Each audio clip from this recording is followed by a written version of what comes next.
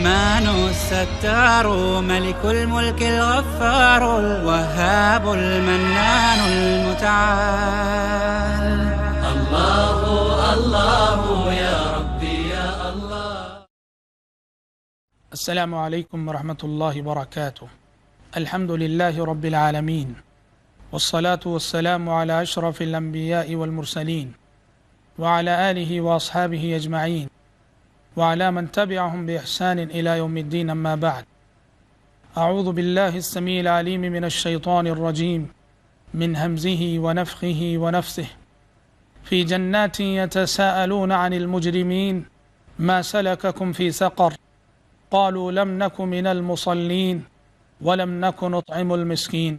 Programme بندوں کے حقوق کی ایک اور کڑی لے کر میں آج آپ کی خدمت میں حاضر ہوں. آج کا ہمارا موضوع ہے غریبوں کے حقوق. میں نے اپنی گفتگو شروع کرنے کے لیے سورۃ المدثر کی 3 آیتیں تلاوت کی ہیں، جن میں اللہ تبارک و تعالیٰ نے قیامت کے دن کا ایک منظر ذکر کیا ہے کہ قیامت کے دن جب جنتی جنت میں چلے جائیں گے اور جہنمی جہنم میں چلے جائیں گے تو اس وقت جنتی جہنمیوں سے سوال کریں گے کہ ما سلککم فی سقر، کہ وہ کون سے گناہ ہیں، وہ کون سی معصیتیں ہیں جن کے سبب تم جہنم رسید ہوئے. تو جہنمی جواب دیتے ہیں کہ قالوا لم نک من المصلین، کہ ہمارا سب سے پہلا گناہ جس کے سبب ہم جہنم رسید ہوئے وہ یہ تھا کہ ہم نمازی نہ تھے، ہم نماز نہیں پڑھتے تھے. اور ہمارا دوسرا گناہ یہ ہے کہ وَلَمْ نَكُ نُطْعِمُ الْمِسْكِينَ، ہم غریبوں کو کھانا نہیں کھلایا کرتے تھے. حضرات، یہ آیتیں یہ پیغام دیتی ہیں کہ آخرت میں نجات کے لیے جہاں اللہ تبارک و تعالیٰ کا حق عبادت ادا کرنا ضروری ہے، وہیں آخرت میں نجات کے لیے کمزور انسانی طبقات خصوصاً غربا اور مساکین کا حق ادا کرنا بھی بہت ضروری ہے. غریب انسان دنیا چاہے اسے کتنا حقیر کیوں نہ سمجھے، اللہ کی نظروں میں اس کے بھی بہت سارے حقوق ہیں. ان حقوق کی ادائیگی معاشرے کے ہر فرد کے لیے ضروری ہے. آج کے اس خطاب میں انہی حقوق کا تذکرہ مقصود ہے. غریب کا پہلا حق یہ ہے کہ کسی غریب انسان کو اس کی غربت کی وجہ سے حقیر نہ سمجھا جائے، حقیر نہ جانا جائے. پیارے نبی صلی اللہ علیہ وسلم نے فرمایا بحسب امرئ من الشر ان يحقر اخاه المسلم، کہ آدمی کے برا ہونے کے لیے اتنا کافی ہے، اللہ کی نظروں میں مبغوض ہونے کے لیے اتنا کافی ہے کہ وہ اپنے کسی مسلمان بھائی کو حقیر جانے اور حقیر سمجھے. تو لہٰذا کسی کو اس کی غربت کی وجہ سے حقیر نہیں سمجھنا چاہیے. اور غریب کا دوسرا حق یہ ہے کہ غریب سے محبت کرنا چاہیے، غریب کی محبت اللہ تعالیٰ سے مانگنی چاہیے. ترمذی کی ایک روایت میں نبی کریم صلی اللہ علیہ وسلم اللہ تبارک و تعالیٰ سے ایک دعا کرتے ہیں اور آپ فرماتے ہیں دعا کرتے ہوئے اللہم انی اسألک فعل الخیرات وترک المنکرات وحب المساکین. اے اللہ، میں تجھ سے بھلائیوں کے کرنے کی توفیق مانگتا ہوں، برے کاموں سے بچنے کی توفیق مانگتا ہوں، وحب المساکین، اور اے اللہ میں غریبوں اور مسکینوں کی محبت مانگتا ہوں. حضرات سوچیں، زندگی میں کبھی ہمیں یہ چیز مانگنے کی توفیق ہوئی؟ ہم نے اللہ سے بہت ساری چیزیں مانگی ہوں گی، لیکن غریبوں کی محبت، فقیروں کی محبت، ناداروں کی محبت، نبی کریم صلی اللہ علیہ وسلم نے عملاً یہ دعا کر کے امت کو یہ سبق دیا ہے کہ غریبوں سے محبت کرنا ایک اچھے مسلمان اور ایک اچھے مومن کی علامت ہے. غریبوں کا ایک بنیادی حق یہ بھی بنتا ہے کہ غریبوں کو معاشرتی کارروائیوں میں شریک کیا جائے، کسی کو اس کی غربت کی وجہ سے نظر انداز نہ کیا جائے. ہماری خاندانی تقریبات ہوتی ہیں، شادی بیاہ کے موقع ہوتے ہیں، مختلف دعوتیں ہوتی ہیں، عموماً غریبوں کو نظر انداز کر دیا جاتا ہے. شریعت کہتی ہے کہ غریب کا حق بنتا ہے کہ معاشرتی کارروائیوں میں اسے شریک کیا جائے. چنانچہ آپ صلی اللہ علیہ وسلم بخاری شریف کی ایک روایت میں ارشاد فرماتے ہیں کہ شر الطعام طعام الولیمہ یدعا الیہا من یأباہا ویمنعها من یأتیہا.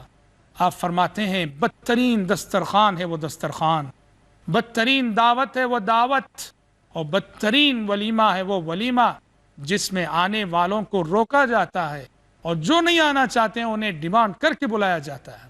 کیا مطلب؟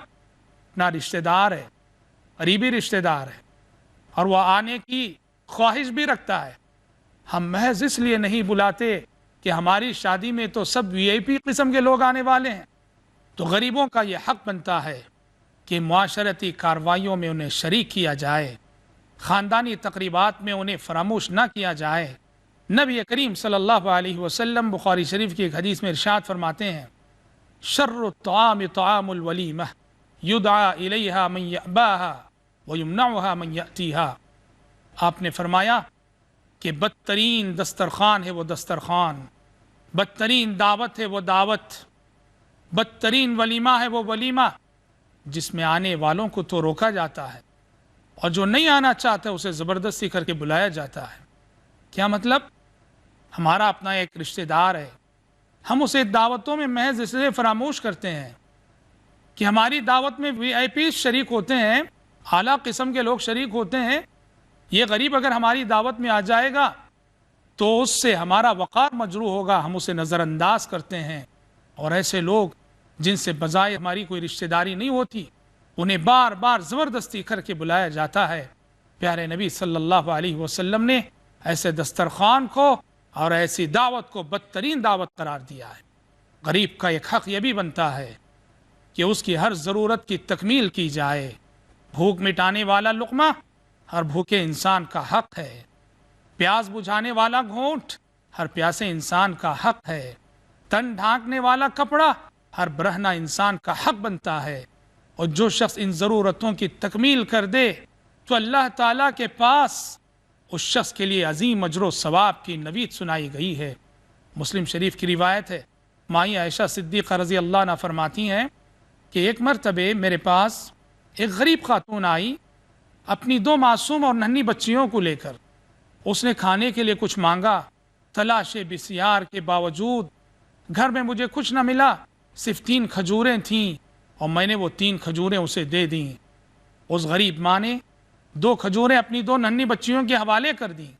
دونوں بچیاں اپنی اپنی حصے کی کھجور کھا چکی، اور جب یہ ماں اپنے حصے کی کھجور کھانے جا رہی تھی اس نے منہ میں رکھا ہی تھا کہ دونوں بچیوں نے کہا کہ ماں ہمیں دے دیجئے۔ تو یہ ماں جو کہ کھجور کو اپنا لقمہ بنا چکی تھی اس نے اپنے منہ سے نکالا، اس کے 2 ٹکڑے کیے، ایک ٹکڑا ایک بچی کو اور دوسرا ٹکڑا دوسری بچی کو دے دیا۔ مائی عائشہ صدیقہ رضی اللہ عنہا اس منظر سے بہت متاثر ہوئیں۔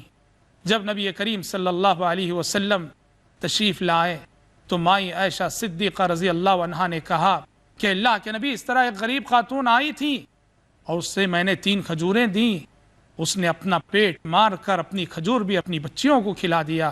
پیارے نبی صلی اللہ علیہ وسلم نے فرمایا، عائشہ جانتی ہو کہ اس ایک کھجور نے اس خاتون کو نار جہنم سے آزاد کرا دیا، اس ایک کھجور نے اس خاتون کو نار جہنم سے آزاد کرا دیا۔ سبحان اللہ، غور کرنے کی بات ہے۔ ایک ماں کے دل میں اولاد کی محبت فطری طور پر موجود ہوتی ہے، لیکن ایک ماں اس فطری محبت کے تحت ہی جب اپنے پیٹ کو مار کر اپنا لقمہ اپنے بچوں کو کھلاتی ہے، اللہ تعالیٰ کو اس کی یہ ادا اتنی پسند آتی ہے کہ ایک کھجور اسے جہنم سے آزاد کر دے۔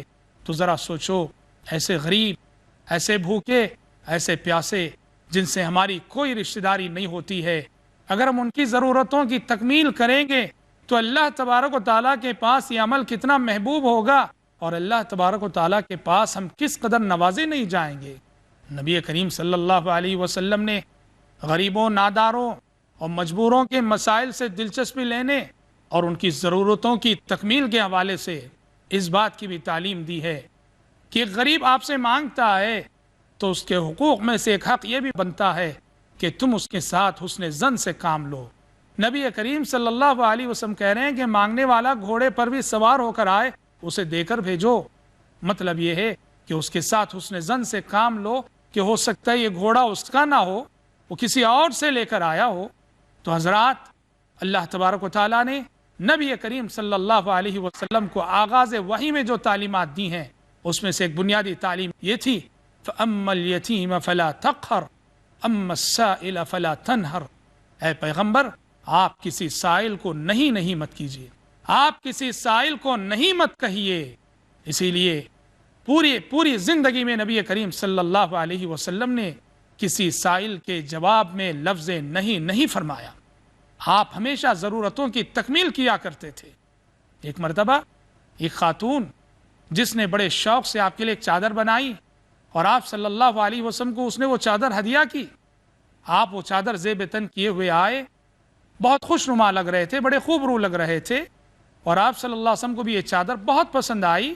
اتنے میں ایک صحابی نے آگے بڑھ کر پوچھ لیا کہ اللہ کے نبی مجھے دے دیجئے۔ آپ صلی اللہ علیہ وسلم سیدھے گھر تشریف لے گئے، آپ نے وہ چادر اتاری، اس صحابی کے حوالے کر دیا۔ لوگوں نے اس صحابی سے کہا کہ تم نے اچھا نہیں کیا کہ جو چادر نبی کریم صلی اللہ علیہ وسلم کو پسند آ چکی تھی، تم نے اس چادر کا نبی سے مطالبہ کر لیا، تم نے اچھا نہ کیا۔ صحابی نے کہا کہ لوگوں، میں نے یہ چادر پہننے کے لیے نہیں مانگی ہے، میں نے یہ چادر اس لیے مانگی ہے کہ اس چادر میں مجھے کفن دیا جائے۔ چنانچہ اسی چادر میں اس صحابی کو جو ہے کفنایا گیا تھا۔ ابھی ہم ایک چھوٹا سا بریک لیتے ہیں، آپ ہمارے ساتھ جڑے رہیں، بہت جلد ہم لوٹیں گے۔ بریک سے پہلے ہماری گفتگو ہو رہی تھی غریبوں کے حقوق کے سلسلے میں۔ ایک غریب کسی مجبوری میں مبتلا ہے، کسی پریشانی میں مبتلا ہے، کسی بیماری میں مبتلا ہے، اس کے دکھ درد کو محسوس کرنا یہ نبی کریم صلی اللہ علیہ وسلم کی عظیم سنت ہے۔ چنانچہ ابو داؤد کی روایت ہے کہ ایک مرتبہ نبی کریم صلی اللہ علیہ وسلم کی خدمت میں قبیلہ مضر کا ایک وفد آیا، اور اس وفد کے تمام ہی افراد تقریباً نیم عریاں حالت میں تھے، نیم برہنہ حالت میں تھے، کپڑوں کی قلت کی وجہ سے، غربت کی وجہ سے۔ راوی حدیث فرماتے ہیں کہ نبی کریم صلی اللہ علیہ وسلم نے جب ان لوگوں کو دیکھا نیم برہنہ حالت میں، آپ صلی اللہ علیہ وسلم کا چہرہ بدل گیا۔ آپ نے فوراً صحابہ کرام رضوان اللہ علیہ مجمعین کو مسجد نبوی میں جمع کیا اور تقریر کی، اور تقریر کرتے ہوئے فرمایا کہ لوگوں، تمہارے درمیان مجبوروں کا ایک وفد آیا ہوا ہے، غریبوں کا ایک وفد آیا ہوا ہے جو تمہاری مدد کے محتاج ہیں، لہٰذا تم میں سے جس شخص کے پاس جو چیز میسر ہے لاؤ اور اپنے ان بھائیوں کی مدد کرو۔ تو جس کے پاس جو چیز میسر تھی وہ لا کر دینے لگا۔ راوی حدیث کہتے ہیں کہ اچانک ایک صحابی کو میں نے دیکھا کہ وہ بہت بڑی تھیلی لے کر آ رہے ہیں، اتنی بڑی تھیلی کہ ان سے اٹھائی نہیں جا رہی، مشکل سے اٹھائی جا رہی، اور اس صحابی کو دیکھ کر بعد میں آنے والے سبھوں نے اپنی اپنی مقدار میں اضافہ کر دیا اور بڑی بڑی مقدار میں چیزیں لانے لگے۔ راوی حدیث کہتے ہیں یہاں تک کہ میں نے دیکھا مسجد نبوی میں غذائی اجناس کے، کھجور کے اور کپڑوں کے دو بڑے ڈھیر جمع ہو گئے، اور فرماتے ہیں میں نے نبی کریم صلی اللہ علیہ وسلم کے چہرے کو دیکھا کہ خوشی سے لہلہا اٹھا ہے، گویا کہ سونے کا پانی آپ کے چہرے پہ پلا دیا گیا ہو۔ حضرات، یہ بہت عظیم حدیث ہے، پڑھ کر آسانی سے سن کر ایسے ہی گزر جانے والی حدیث نہیں۔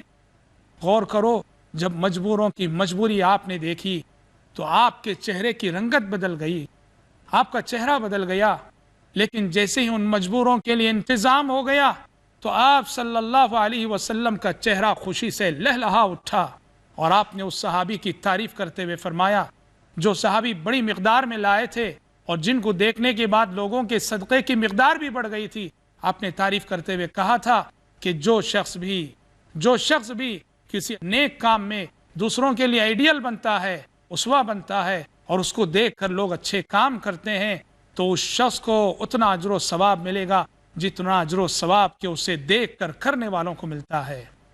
کیسے نبی ہیں ہمارے صلوات اللہ وسلم علیہ، آپ کے سینے میں وہ دل دھڑکتا تھا جس کی ایک ایک دھڑکن میں غریبوں کا دکھ درد ہوا کرتا تھا۔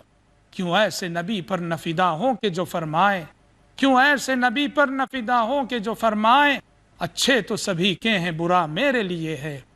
حضرات، غریبوں کو ہم بھی دیتے ہیں، غریبوں کا خیال ہم بھی رکھتے ہیں، مگر معاف کیجئے، ہمارے انفاق کا معیار یہ ہے اور ہماری غریب نوازی کا معیار یہ ہے کہ جب کپڑا پہن کر بوسیدہ ہو جائے، پھٹ جائے تو ہمیں غریب یاد آتا ہے، جب کھانا گھر میں خراب ہو جائے تو ہمیں غریب یاد آتا ہے، جب فاضل غذا بچ جائے اس کا کوئی مصرف نہ ہو تو ہمیں غریب یاد آتا ہے۔ سچ کہا اللہ تعالیٰ نے، وَيَجْعَلُونَ لِلَّهِ مَا يَكْرَهُونَ، اور یہ لوگ اللہ کے راستے میں وہ چیز خرچ کرتے ہیں، وہ چیز دیتے ہیں جو انہیں پسند نہیں ہوتی ہے۔ انفاق کا حقیقی معیار کیا ہے؟ انفاق کا معیار تو یہ ہونا چاہیے، لَن تَنَالُوا الْبِرَّ حَتَّى تُنْفِقُوا مِمَّا تُحِبُّونَ، کہ اللہ کے راستے میں وہ چیز خرچ کرو جو تمہیں پسند ہے۔ تو لہٰذا غریب کو کبھی آپ اس کپڑے سے بھی نوازو جس کپڑے کو آپ نے بڑی ارمانوں سے خریدا ہے، جس پکوان کو آپ نے بڑی ارمانوں سے پکایا ہے، بنایا ہے، غریب کو اپنے دسترخوان پہ بٹھا کر کبھی ایسا پکوان بھی کھلاؤ، اس کو کہتے ہیں غریب نوازی۔ تمنا درد دل کی ہو تو کر خدمت فقیروں کی، تمنا درد دل کی ہو تو کر خدمت فقیروں کی، نہیں ملتا یہ گوہر بادشاہوں کے خزینوں میں۔ حضرات، غریب کا ایک حق یہ بھی بنتا ہے کہ غریب کو دیتے ہوئے، غریب کو نوازتے ہوئے اس کی عزت نفس کا لحاظ رکھا جائے، اس کی عزت نفس کا خیال کیا جائے۔ بعض غریب ایسے ہوتے ہیں کہ غریب رہتے ہوئے بھی انہیں عزت نفس کا بڑا لحاظ رہتا ہے، لہٰذا ایسے غریبوں کا یہ حق بنتا ہے کہ ان کی عزت نفس اور انا کا لحاظ رکھا جائے۔ وہ نہیں چاہتے کہ دنیا انہیں لوگوں سے کچھ لیتا ہوا دیکھے، اسی لیے شریعت نے ہمیں جہاں دکھا کر خرچ کرنے کا حکم دیا ہے وہیں چھپا کر خرچ کرنے کی بھی تعلیم دی ہے۔ ایسے غریبوں کو تلاش کر کر کے دینا چاہیے، اور ایسا دینا چاہیے کہ انہیں مانگنے کی نوبت بھی نہ آئے، بن مانگے دینا چاہیے۔ چنانچہ قرآن مجید میں جہاں کہیں اللہ کے راستے میں خرچ کرنے والوں کے اوصاف بیان کیے گئے ہیں، وہاں اللہ تبارک و تعالیٰ نے ایک بات یہ کہی ہے، للسائل والمحروم، اللہ کے بندے وہ ہیں جو سائل کو بھی دیتے ہیں اور محروم کو بھی دیتے ہیں۔ سائل کون ہے؟ سائل وہ ہے جو آ کر آپ سے مانگ لیتا ہے، آپ کے در پہ حاضر ہو جاتا ہے مانگنے کے لیے۔ اور محروم کون ہے؟ محروم وہ ہے جسے دینے کے لیے آپ کو اس کے در پہ جانا پڑتا ہے، اس کے گھر پہ جانا پڑتا ہے۔ تو لہذا غریب کی انا اور غریب کی عزت نفس کا لحاظ رکھا جائے، اور غریب کا ایک حق یہ بھی بنتا ہے کہ غریب کو دینے کے بعد، غریب انسان کو نوازنے کے بعد بھولے سے بھی باقی زندگی میں اس پر احسان نہ جتلایا جائے، اسے کبھی تکلیف نہ دی جائے۔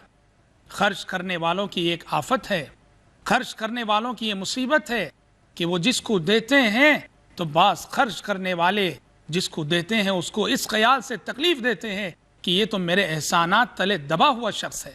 اس لیے قرآن مجید نے کہا، یا ایھا الذین آمنوا لا تبطلوا صدقاتکم بالمن والاذی، اے ایمان والو احسان جتلا کر اپنے صدقات کو باطل نہ کرو، تکلیف دے کر اپنے صدقات کو باطل نہ کرو۔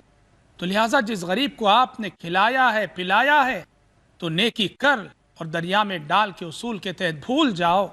اسے یاد رکھ کر احسان جتلانا اللہ تبارک و تعالیٰ کے نزدیک سخت ناپسندیدہ صفت ہے۔ چنانچہ مسلم شریف کی ایک حدیث میں نبی کریم صلی اللہ علیہ وسلم فرماتے ہیں کہ 3 ایسے اشخاص ہیں، ثلاثۃ لا یکلمہم اللہ یوم القیامہ ولا یزکیہم ولہم عذاب علیم۔ 3 اشخاص ایسے ہیں کہ قیامت کے روز نہ اللہ تعالیٰ ان سے بولے گا، نہ بات کرے گا، نہ ان کی جانب دیکھے گا، نہ انہیں گناہوں سے پاک کرے گا، بلکہ ان کے لیے المناک عذاب ہے۔ اس میں سے ایک شخص فرمایا المنان، المنان احسان جتلانے والا۔ اور اسی طرح تکلیف دینا، لا تبطلوا صدقاتکم بالمن والاذی، صدقے جن وجوہات کی بنا باطل ہوتے ہیں، آپ کا انفاق اور آپ کے خرچ کا اجر و ثواب جن وجوہات کی بنا باطل ہوتا ہے، اس میں سے ایک تکلیف دینا بھی ہے، کسی غریب کو تکلیف نہ دو۔ حضرات، غریب کے سامنے اپنی دولت کا اظہار نہ کیا جائے، اپنی حیثیت کا ضرورت سے زیادہ اظہار نہ کیا جائے۔ معاشرے میں ہوتا یہ ہے کہ معاشرے کا مالدار طبقہ غریبوں کے جذبات سے بے خبر ہو کر اسراف کرتا ہے، فضول خرچی کرتا ہے، دعوتوں میں، شادیوں میں، خاندانی تقریبات میں، پہننے اوڑھنے میں، بہت ساری چیزوں میں معاشرے کا مالدار طبقہ اسراف اور فضول خرچی کرتا ہے۔ اسراف اور فضول خرچی کے جہاں بہت سارے منفی پہلو ہیں، ان میں سے ایک منفی پہلو یہ ہے کہ اس سے غریبوں کے دل دکھتے ہیں. خصوصاً شادی بیاہ کے موقع پر جس خاندان میں غریب رہتے ہیں، اس خاندان کا کوئی امیر جب اپنی بیٹی کی شادی خوب خرچ کر کے کرتا ہے، دھوم دھام سے کرتا ہے، تو ذرا سوچو کہ خاندان کے ان غریب والدین پر کیا نہیں گزرتی ہوگی جب وہ اپنے ہی ایک رشتہ دار کو بڑی دھوم دھام سے شادی کرتے ہوئے دیکھتے ہیں. وہ بھی تو ماں باپ ہیں، ان کے سینے میں بھی تو وہ دل ہے جو اولاد کی محبت کو لے کر دھڑک رہا ہے. جہاں غریب ہوتا ہے وہاں کم سے کم اظہار کریں اپنی دولت کا، اپنی حیثیت کا، اپنی استطاعت کا. غریبوں کا ایک حق یہ بھی بنتا ہے کہ غریب کو سارا معاشرہ مل کر، معاشرے کے سارے افراد مل کر اونچا اٹھانے کی کوشش کرے. غریب کو نوازیں تو اتنا نوازیں، غریب کو دیں تو اتنا دیں کہ وہ مالدار بن سکے، وہ اپنے پیروں پر کھڑا ہو سکے. ایک ہوتا ہے کہ وقتی طور پر کسی کو نواز دینا، وقتی طور پہ کھلا دینا، پلا دینا، کپڑا دے دینا، لیکن خرچ اور انفاق کا اعلیٰ معیار اور غریب نوازی کا اعلیٰ معیار یہ ہے کہ آپ غریب کے ساتھ ایسا احسان کرو کہ وہ غریب آئندہ چند دنوں میں، چند مہینوں میں، چند سالوں کے اندر وہ امیر بننے کی استطاعت میں رہے، اور آج جو زکوٰۃ لے رہا ہے کل وہ زکوٰۃ دینے کی پوزیشن میں آ جائے. عموماً ہم یہ سمجھتے ہیں کہ رمضان کے مہینے میں جو واجبی زکوٰۃ ہوتی ہے، واجبی زکوٰۃ ہی غریبوں کا حق ہے. سچ ہے کہ یہ غریبوں کا حق ہے، لیکن اس واجبی زکوٰۃ کے علاوہ بھی، اس واجبی زکوٰۃ سے ہٹ کر بھی غریبوں کا یہ حق بنتا ہے کہ جب کبھی کوئی مجبور، کوئی غریب انسان اپنی مجبوری اور اپنی کوئی ضرورت لے کر ہماری خدمت میں آتا ہے تو ہم اس کو نوازیں. مجبوروں کی مجبوریاں صرف رمضان میں نہیں ہوتی، مریضوں کا مرض صرف رمضان میں نہیں ہوتا ہے، غریبوں کی غربت صرف رمضان میں نہیں ہوتی ہے، بھوکوں کی بھوک صرف رمضان میں نہیں ہوتی ہے، پیاسوں کی پیاس صرف رمضان میں نہیں ہوتی ہے. غریب جہاں رہے، جب رہے، جہاں نظر آئے، اس کی ضرورت کو محسوس کر کے نوازنا یہ بہت بڑی صفت ہے. اسی لیے اللہ تبارک و تعالی قرآن مجید کے پہلے ہی صفحے میں سورہ فاتحہ کی تمہیدی صورت کے بعد قرآن مجید کی پہلی اور اولین صورت سورۃ البقرہ کے اندر اللہ تبارک و تعالی نے اہل ایمان کے جو بنیادی اوصاف بتائے ہیں اس میں سے کہا وَمِمَّا رَزَقْنَاهُمْ يُنْفِقُونَ وَمِمَّا رَزَقْنَاهُمْ يُنْفِقُونَ. اللہ کے بندے وہ ہیں جو کچھ ہم نے انہیں دے رکھا ہے اس میں سے وہ خرچ کرتے ہیں. غور کرنے کی بات ہے کہ مکی صورتوں میں جو آیتیں نازل ہوئی ہیں انفاق کی، غریبوں کو نوازنے کی، سورۃ الضحیٰ میں کہا گیا فَأَمَّا الْيَتِيمَ فَلَا تَقْهَرْ وَأَمَّا السَّائِلَ فَلَا تَنْهَرْ. مکی زندگی میں خود مسلمانوں کو خرچ کرنے کی تعلیم دی جا رہی ہے، جبکہ مسلمان بہت زیادہ خرچ کرنے کی پوزیشن میں نہیں تھے. اس لیے کہ خرچ کرنا، مجبوروں اور غریبوں کی مجبوری کو محسوس کرنا، یہ اعلیٰ انسانی اقدار کی بات ہے، اور معاشرہ کبھی بھی ان اعلیٰ انسانی اقدار سے محروم نہیں رہنا چاہیے، اور معاشرے میں یہ صفت غریب نوازی کی ہمیشہ اور ہر وقت پائی جانی چاہیے. دعا ہے رب العالمین سے اللہ تعالی ہمیں اپنی توفیق سے اور اپنے فضل و کرم سے اپنے ان بندوں میں سے بنائے جن کے اندر غریب نوازی کی صفت ہوتی ہے. اللہم آمین. وآخر دعوانا الحمد للہ رب العالمین. أرجو رضاك يا الله، أنت الرحيم يا الله.